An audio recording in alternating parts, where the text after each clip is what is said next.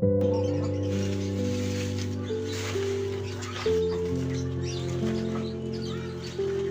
ano ginagawa mo? Ito Ben, nangangalakal. Wala kang trabaho?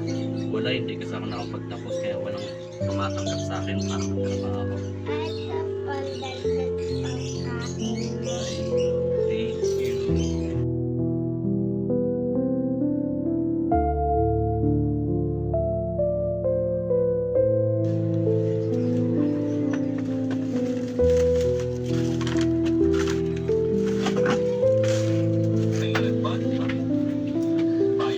Ginawak, May.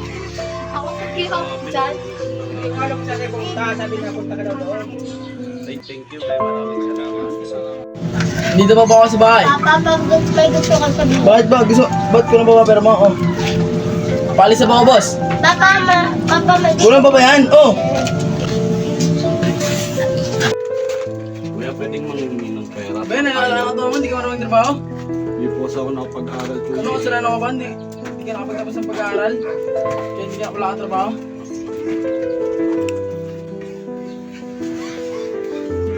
Libre, ikaw na naman. May pera ka ba? Pwedeng makahingi. Pagkain lang. Binigyan po ako ng papa ko para bangit natin. Ay, maraming salamat, Ben. Napakalaking halaga nito.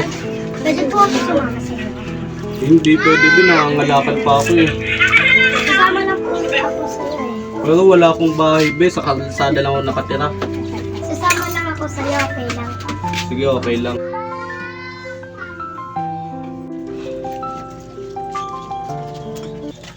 Jay? Asan ka na? Jay? Gusto ko Mga bata, nakita niyo ba yung anak ko? Ano po kasama ng pulubi?